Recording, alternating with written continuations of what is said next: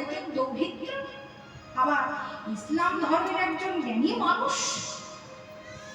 তো এখানে ইসলামের কথা আছে, ভালো করে ভেবে দেখবেন কাজী মহাশয় যে আপনার ওই সম্বন্ধ বড় নাকি আমাদের ধর্ম বড়। এতক্ষণ কাজী সাহেব চুপ ছিলেন, যে ইসলামের কথা এলো কাজী সাহেব প্রধান্বিত হয়ে সবাইকে বলছেন, ওই দুদিনের ছেলে নিমাই ও কি এমন করছে যা আমাদের ইসলামের পক্ষে ক্ষতিকারক। আজ বলবো, শুনুন শুনুন, আপনারা একদম চিন্তা করবেন না, আপনারা নিজেদের গৃহে প্রত্যাবর্তন করুন।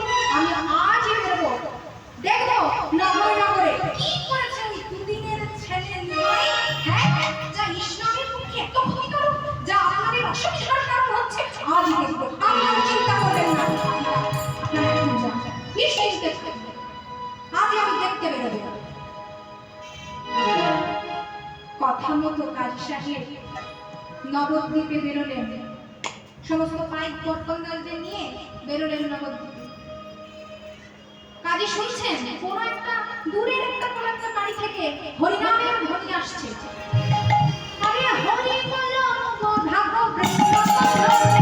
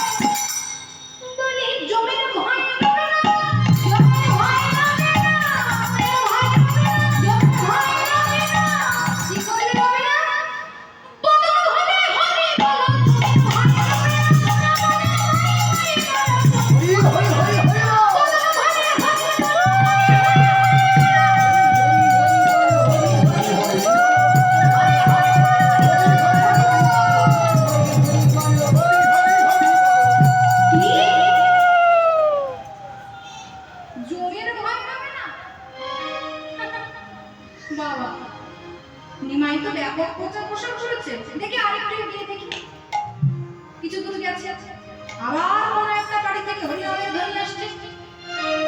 আরে বিজয় হইলা রে হরি ঘোষের গলা, বিজয়